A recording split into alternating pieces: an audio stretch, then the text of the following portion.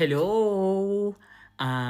Nais ko po kayong batiin ngayong gabi, habang pinapanood niyo po ang aking AI, charot. Ayan, dapat kagabi pa ako nag-content. Kaso naalala ko si nanay kasi birthday niya, naiyak ako. Nakita niyo sa story ko, naiyak ako. Ayun, makananay kasi ako talaga. Sa kalab ko ang mga magulang.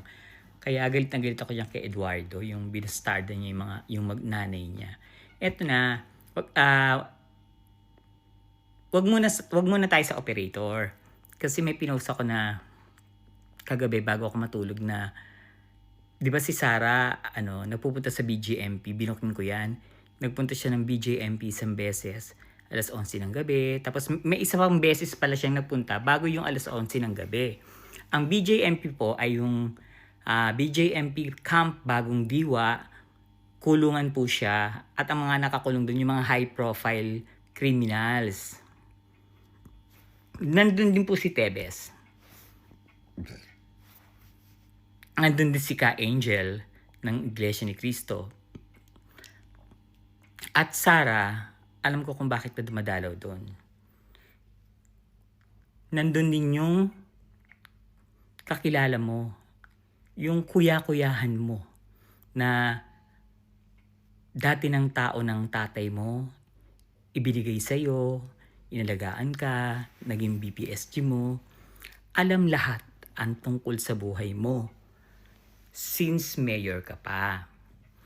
Tapos, yung taong yun, kaibigan ko. Kaya nung linabas ko na dumadalaw din ako sa BJMP, pinakita ko 'di ba yung ID ko, tapos yung tatak ko, isang tao lang ang dinadalaw natin. So anong dahilan na sa loob ng 3 taon, hindi mo dinalaw si RM, tapos ngayon dumadalaw ka? Alam ko naman kung bakit. At alam mo rin kung bakit ayoko sa'yo. Kasi alam ko yung katotohanan. Alam ko yung confidential fund. Alam ko yung pagiging attitude mo, pagiging maldita mo, at pagiging sinungaling mo. Alam ko lahat. Lahat. Kaya ayoko sa'yo. Hindi lang kasi alam ng mga tao yung totoong eksena mo. Pero yung kuya-kuyahan mo na kaibigan ko, kinuwento niya sa akin lahat. Alam ko ang mga katarantaduhang ginagawa niyo. Kaya consistent ako na ayoko sa inyo. Pinagsisisihan ko na sinuportahan ko ang si Duterte. Pero ikaw hindi kita sinuportahan. Kilala na kita. Diyos ko. Excuse me po. Dumadalaw ka sa BJMP dahil chine-check mo na baka may gumamit dun sa kuya-kuyahan mo. Na baka mamaya wala na dun, di ba? Dahil yun yung nakakaalam ng lahat ng totoo. Kung ang confidential fund, intelligence fund, ang Mary Grace Piaros, ang pagnanakaw nyo, ang pagpapapatay nyo, lahat-lahat. At dun siya nakakulong pero hindi niya siya pwedeng patayin doon. Pag nasa BJMP ka, hindi ka pwedeng patayin. At pag pinatay si RM, ikaw ang mananagot. Pumunta ka doon, ito po ang eksena niya ha, pumunta siya doon, kinausap niya yung warden. Ang sabi niya is, magpapa-project siya. Dahil daw mga PDL nga, nakakulong nga naman, inaantok na ako. Nakakulong na nga naman, ibigay daw yung mga pangalan ng mga anak. At siya raw ang tutulong sa pagpapaaral. Sinabi niya yun, hindi sa harap ng lahat Sinabi niya yun sa warden. So etong warden, pinatawag isa-isa yung mga nakakulong dun sa Annex 2. Kung saan nakakulong yung kuya-kuyahan niyang yon na tumulong sa kanya ng eleksyon, na kaibigan ko. Kinuha niya yung mga pangalan ng mga anak. Tapos pangalan ng asawa, saan nakatira. Malakas ang pang-amoy nung kaibigan ko na kay Sarah yun. hindi siya nagbigay ng pangalan.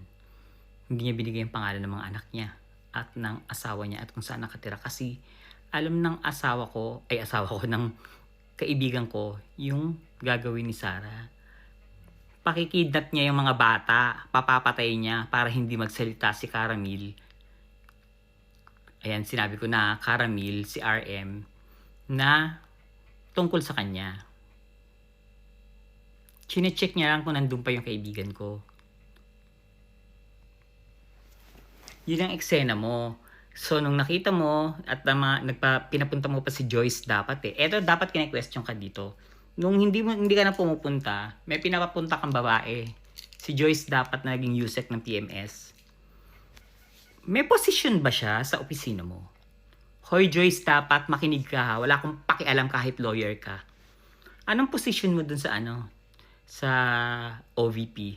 At bakit nagpupunta ka dun sa Camp BJMP, dun sa kaibigan ko?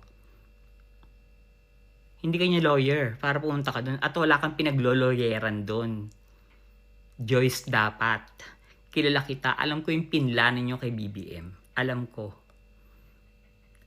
At kaibigan mo yon, si Caramil. BFF kayo nila Sarah. Si Kirara, si Monsayak. Diba? Yung mga taga-Baste. Kasi yung kaibigan ko na yan, graduate din sa Baste. Kabarkada nyo. Nagginago nyo. 3 taon na dun, hindi nyo tinulungan. Tapos ngayon chine-check nyo, baka may tumutulong. Dinadalaw ko yon. Marami na kaming napagkwentuhan. Nasa akin lahat. Wala kayong pwedeng gawin sa kanya. Wala rin kayong pwedeng gawin sa akin dahil inaibigay ko na rin sa iba. Alam ko lahat ng katarantaduhan ng OBP. Pero wala akong magagawa kung hindi ko naman kayo pinipilit maniwala sa akin yung makakanood nito. Pero lagi niyong tatandaan, hindi po ako sinungaling at hindi ako mapaggawa ng kwento. Hindi kailangan. Wala akong mahihita dyan. Magsasabi ako ng totoo para sa tao, para makaiwas sila sa inyo. Diba? Doon sa mga fan ng mga Duterte, go lang, Diyos ko. Wala kaming pakialam dyan. Magpakabaliw kayo. Diba? Basta ako alam ko yung totoo, ayoko sa'yo, sinungaling ka.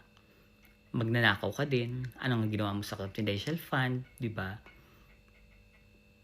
Kahit nga hindi kayo impeach magpaano ka na lang, imbestiga. Nang malaman naman namin kung anong ginawa mo sa confidential funds at Intel funds. Ulitin ko ha, magkakilala tayo. Isa lang yung taong dinadalaw mo, pinupuntahan mo sa BJMP. Isang tao lang. Kaibigan ko at kuya-kuyahan mo. Lalabas din yan yung katotohanan na magkaibigan kayo. Ang dami-dami nyo ang pictures. Ang bait-bait nga sa'yo. Diyos ko. Dahil lang kay Harry Rocket sa pera, pinagpalit mo. Diba? Chururut to sak. Hindi ka makakapunto sa akin. Sabi ko nga, kayang-kaya ko kayong basagin lahat. Lahat kayo. Kaya kong basagin. Maski yan si Gutesa. Kayang-kaya kong basagin yan. Tao mo yan.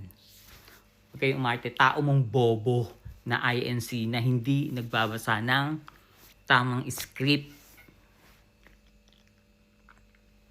Tapos bobo pa yung gumawa ng script, si Mike Defensor. Bobo pa yung lawyer. Sinungaling pa si Aw.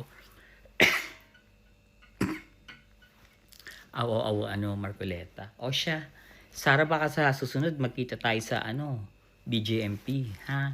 Pumasok ka. Huwag kang pasilip-silip lang. Chururut to sakbe.